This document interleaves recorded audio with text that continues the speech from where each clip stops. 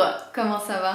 Bon, l'heure est arrivée, il faut se livrer. Aujourd'hui, je vais vous raconter l'agression que j'ai vécue il y a 2 ans. Ça va peut-être un petit peu vous choquer, donc pour les gens qui sont facilement choqués ou qui ont facilement peur, déjà de une, ne regardez pas cette vidéo dans le noir parce que vous n'arriverez pas à dormir. Alors ne regardez carrément pas la vidéo parce que après, il n'y a rien de paranormal, c'est vraiment un vrai monsieur, donc malheureusement, j'aurais préféré limite que ce soit un fantôme, j'aurais pu dire Bélec, ça s'est pas passé, tu vois. Mais si, ça s'est réellement passé. Donc bref, j'arrête de parler, je sais que vous êtes pressés d'entendre l'histoire, allons-y, ma foi, c'est parti. Ok, je vous mets dans le contexte. Ok, attends, respire un petit peu parce que, putain, je vais revivre le truc. Ok. Je suis désolée, hein, vous allez penser, ouais, elle fait sa chochotte, etc. En fait, ça m'a traumatisée. C'est vraiment une histoire qui m'a traumatisée. J'en ai fait des cauchemars pendant plusieurs mois. J'en ai beaucoup pleuré. Après, je suis très sensible. Bref, stop, raconte-leur l'histoire. Ok, alors ça s'est passé il y a 2 ans, pendant le mois du Ramadan. Donc je sais plus c'était quel mois, mais c'était en été. Donc il était à peu près 22 h, on finissait tout juste de manger. Et comme chaque soir, après avoir mangé, je me prépare pour aller à la mosquée, pour aller faire le tarawih. Donc qu'est-ce que c'est que le tarawih? C'est les prières du soir qu'on fait pendant le Ramadan. Ça dure à peu près 1 heure à la mosquée. Donc comme chaque soir, après avoir mangé, je m'habille, donc je mets la djellaba, comment t'appelles ça? C'est la tenue, enfin le voile et puis la djellaba quoi. Et je m'apprête à aller à ma voiture qui est garée dans la rue, qui longe ma rue en fait. Donc c'était à peu près, ouais, à 50 mètres. Enfin non, même pas, c'était un petit peu plus près, tu vois. Ma voiture, je la voyais de chez moi, donc elle était pas très loin. Par contre, j'habite à côté d'une gare, et c'est vrai que la nuit, la gare, elle est pas trop bien fréquentée. Mais bon, moi, je vis là-bas depuis que j'ai 2 ans, je crois, donc je connais le quartier, etc. Je connais tout le monde, donc il n'y a pas de problème, tu vois. Donc il est 22 h, je suis habillée, je dis à mes parents et à ma grande sœur que je vais à la mosquée prier le tarawih. Donc je prends les clés de ma voiture, je sors, comme tous les soirs, hein, il n'y a rien qui change. Mon père il me demande si je suis garée loin. Je lui dis non, je suis garée juste à côté. Et ce qui était vrai, quoi, j'étais garée vraiment à côté.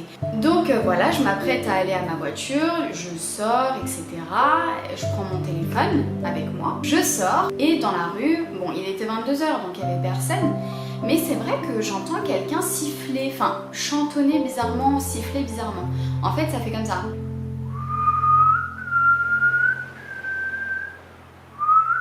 Un truc hyper glauque. Mais bon, j'ai pas calculé, je me suis dit ouais, ok, enfin d'accord, bon c'est pas grave. Moi je calcule pas, tu vois, je trace ma route jusqu'à la voiture.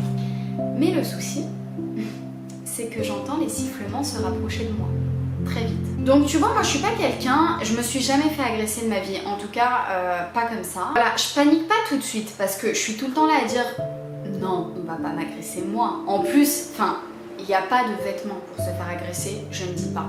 Mais je suis pas maquillée, je suis voilée, j'ai une djellaba, donc j'attire pas l'œil.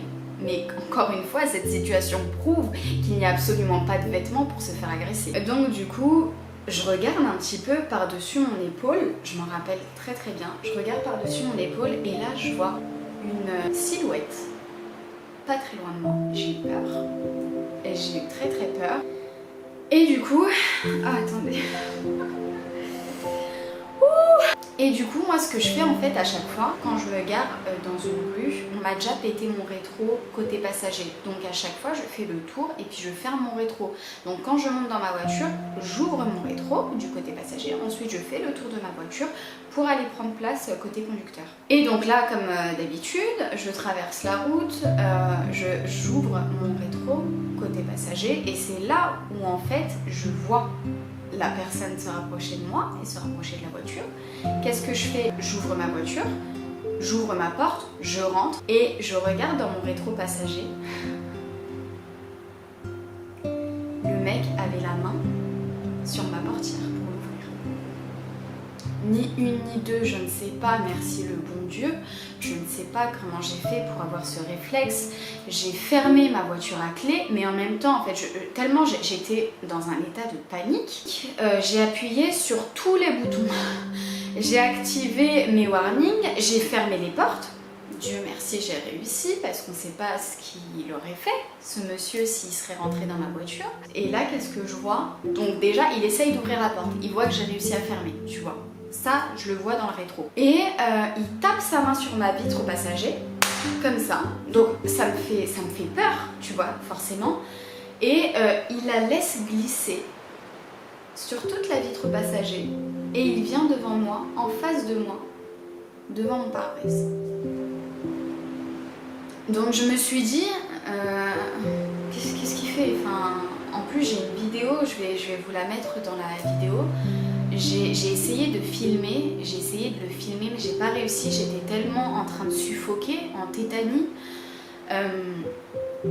J'ai pas réussi à le filmer malheureusement. Je vais quand même vous mettre la vidéo pour vous ressentiez l'état dans lequel j'étais. Et donc voilà, il se met en face de moi.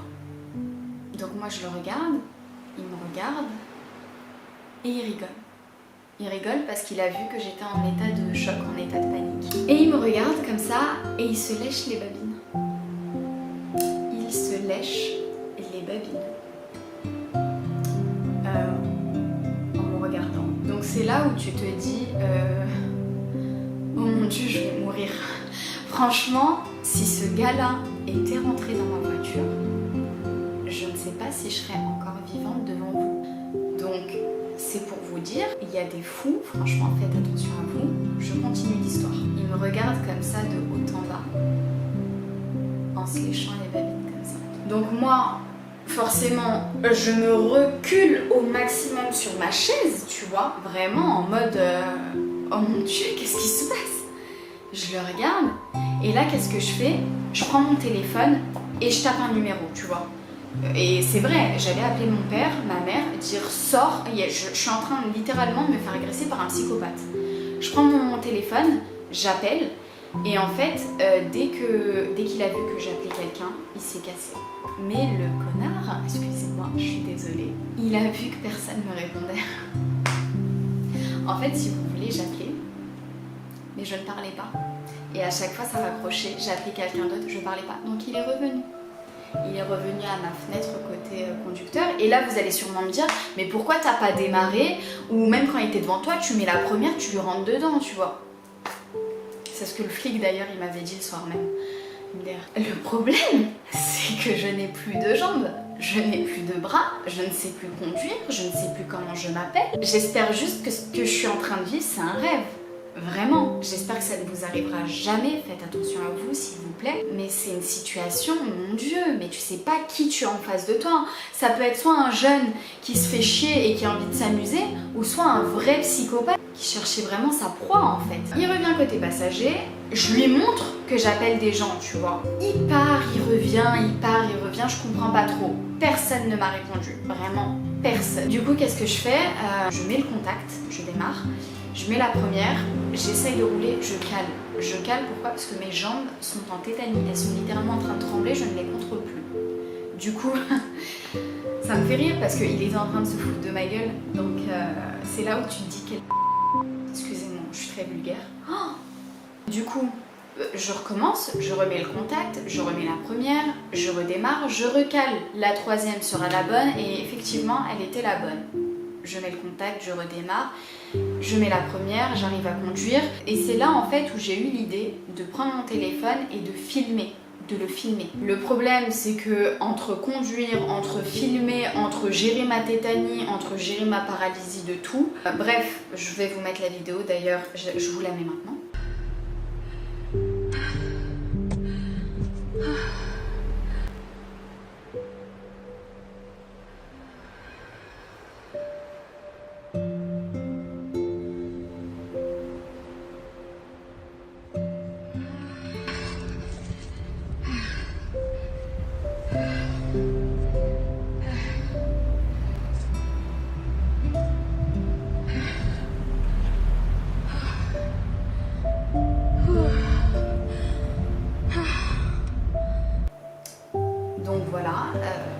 Comme vous voyez sur la vidéo, je n'arrivais clairement pas à respirer. D'ailleurs, je ne sais pas comment j'ai fait pour conduire. Finalement, j'ai réussi à avoir au téléphone ma meilleure amie, Marianne. Bisous ma grosse. Elle m'a répondu. J'étais en pleurs, elle m'a dit qu'est-ce qu'il y a, je lui ai dit je viens de me faire agresser, Marianne s'il te plaît descends. La pauvre, je me rappelle, elle est descendue en peignoir et en serviette de douche parce qu'elle était dans la douche. Je crois même pas qu'elle a rincé ses cheveux, d'ailleurs elle restait avec le savon.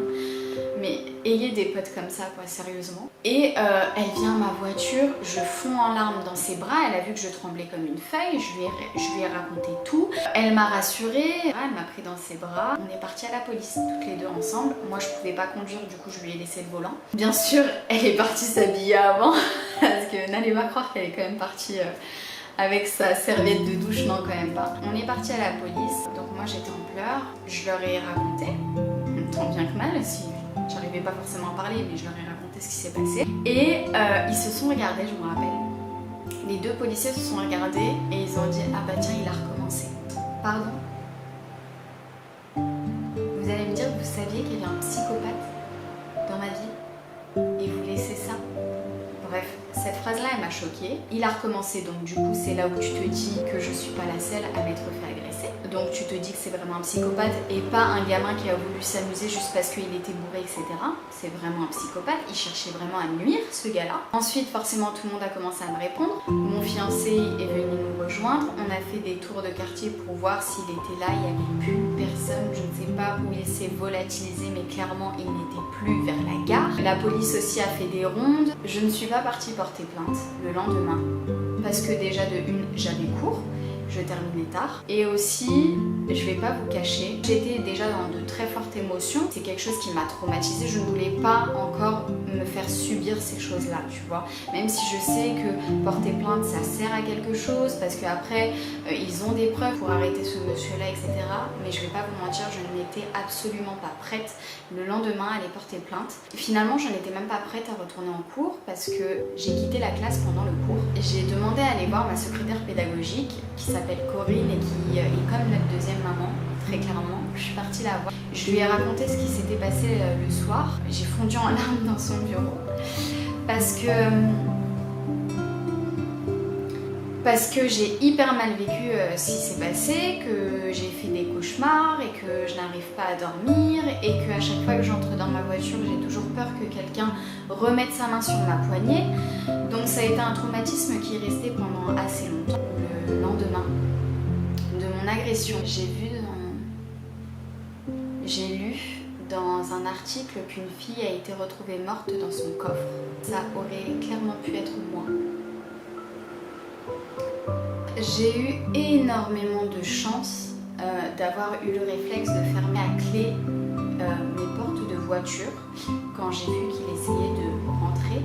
De toute façon, moi ce que je vous conseille, c'est qu'à chaque fois les filles, quand vous rentrez, ou les garçons, quand vous rentrez dans vos voitures, fermez à clé. On ne sait jamais qui y a derrière vous. Tout le monde peut tenter de rentrer dans votre voiture, soit pour vous voler des choses, soit pour vous faire des choses encore beaucoup plus graves. Vraiment, fermez à clé vos portes de maison, vos portes de voiture. Vaut mieux prévenir que guérir. Donc, du coup, je ne sais pas ce qui serait passé si le monsieur était rentré dans ma voiture, et en fait mes cauchemars souvent sont que le monsieur arrive à rentrer dans ma voiture. Je ne vous raconte pas la suite parce que vous pouvez très bien l'imaginer, des cauchemars ça reste des cauchemars. Il fallait que je vous raconte ça parce que j'ai jamais été agressée dans la rue à part ce soir-là. Je suis une personne qui fait quand même assez attention. J'ai fait des sports de combat pendant des années et en fait, ça ne m'a clairement servi à rien à ce moment-là. Comme je vous l'ai dit, j'étais totalement pétrifiée, j'étais totalement tétanisée. À ce moment-là, je ne pouvais absolument rien faire. J'ai juste eu le réflexe de fermer à clé mes portes. Et c'est sûrement ce qui m'a sauvée. Donc, s'il vous plaît, faites très attention à vous. Ça peut arriver à tout le monde. Je suis désolée si j'étais pas claire dans mes propos, si je suis passée du coq à l'âne. Je vous ai vraiment raconté cette histoire comme je l'ai vécue. Je n'ai pas écrit quoi que ce soit pour me rappeler de A à Z. Je vous ai vraiment raconté sur l'instant. J'ai vraiment laissé mon cœur parler. J'espère que la vidéo vous a plu, entre guillemets. N'hésitez pas à me dire en commentaire si vous aussi vous est arrivé des choses. Après, si c'est des choses un peu plus personnelles que vous n'avez pas envie de livrer à tout le monde, vous pouvez m'écrire en DM Instagram. De toute façon, je vous mets tous mes réseaux sociaux ici. En tout cas, je vous lirai avec attention et puis je vous répondrai bien évidemment. J'ai vécu pas mal de choses dans ma vie, notamment des phénomènes paranormaux. Donc si vous voulez que je vous raconte tout ça en vidéo, vous pouvez me le dire en commentaire, il n'y a pas de problème. Voilà, sur ce, la vidéo est terminée. Ça m'a fait du bien de me confier, même si j'ai eu plein d'émotions qui sont venues, parce que forcément j'ai revécu l'histoire quand je la racontais. Aujourd'hui ça va mieux, ça va beaucoup mieux. Je fais attention, encore plus que jamais. Mais voilà, n'hésitez pas à aller regarder d'autres vidéos, je ne sais pas où ça s'affiche sur l'écran, à vous abonner à la chaîne aussi si ce n'est pas déjà fait. Sur ce, voilà, je vous embrasse très très fort et puis je vous dis à très très bientôt dans une autre vidéo. Bisous, ciao.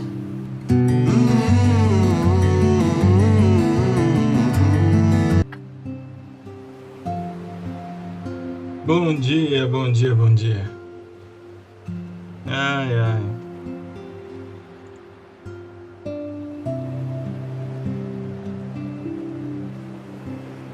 Bom dia, hoje é dia de fazer um pouquinho de cada coisa. Tava assistindo um videozinho aqui antes de começar a live. Olha só por Deus. Aí vou botar aqui pra gente assistir junto. Pra gente dar uma risada. É bom começar o dia, né, dando risada, né? Então quem quiser dar uma risada é só colar aí, tá? Vou botar aqui. Aí. Vou pausar aqui o nosso louvor. Salve, salve galera! Os memes mais engraçados da internet estão novamente aqui. Não se esqueça do like e também do sininho. Bora pro vídeo! Mano, a próxima vez que vocês me arrumarem um parceiro de pesca